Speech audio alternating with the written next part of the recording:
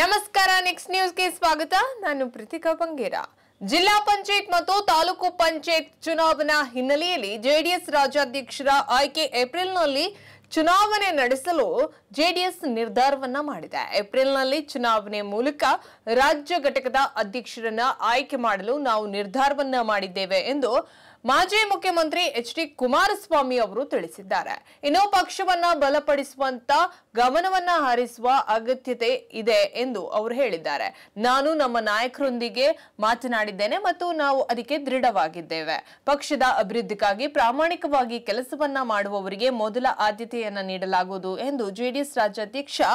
H D. Kumaraswamy ಅವರು ಹೇಳಿದ್ದಾರೆ ಇನ್ನು ಸತತ ಮೂರನೇ ಬಾರಿಗೆ ಸೋಲು ಅನುಭವಿಸಿರುವಂತಹ ಜೆಡಿಎಸ್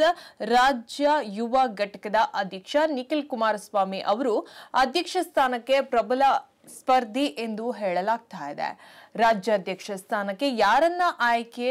ಕುರಿತು ಮಾಧ್ಯಮಗಳ ಜೊತೆಗೆ ಎಚ್.ಡಿ. ಕುಮಾರಸ್ವಾಮಿ ಅವರು ಮಾತನಾಡಿದ್ದಾರೆ ಇನ್ನು ಜೆಡಿಎಸ್ ರಾಜ್ಯಾಧ್ಯಕ್ಷರ ಆಯ್ಕೆಯನ್ನ ಮುಂದಿನ ಏಪ್ರಿಲ್ ತಿಂಗಳ ಒಳಗಡೆ ಚುನಾವಣೆಯ ಮೂಲಕ ನಿರ್ಧಾರವನ್ನ ಮಾಡಲಾಗುವುದು ಎಂದು ತಿಳಿಸಿದ್ದಾರೆ ಇನ್ನು ಪಕ್ಷದ ವಾರ್ಷಿಕವಾದಂತಹ ಸಂಸ್ಥಿಕ ಚುನಾವಣೆ ಇನ್ನು ಸದಸ್ಯತ್ವದ ಅಭಿಯಾನವನ್ನ ಚುರುಕುಗೊಳಿಸೋದು ಇನ್ನು ಜಿಲ್ಲಾ ಮತ್ತು ತಾಲೂಕು ಪಂಚಾಯತ್ ಚುನಾವಣೆ ತಯಾರಿ ಹಾಗೂ ಪಕ್ಷ ಸಂಘಟನೆ ವಿಷಯಗಳ ಸಭೆಯಲ್ಲಿ ಮಹತ್ವವಾದ ನಿರ್ಧಾರವನ್ನ ಮಾಡಲಾಗುವುದು ಎಂದು ಅವರು ಈ ಸಂದರ್ಭದಲ್ಲಿ ತಿಳಿಸಿದ್ದಾರೆ ಇನ್ನು ಮುಂದಿನ ಏಪ್ರಿಲ್ ಒಳಗಡೆ ರಾಜ್ಯದ ಘಟಕ ಅಧ್ಯಕ್ಷ ಸ್ಥಾನದ ಚುನಾವಣೆ ಮಾಡುವ ಮೂಲಕ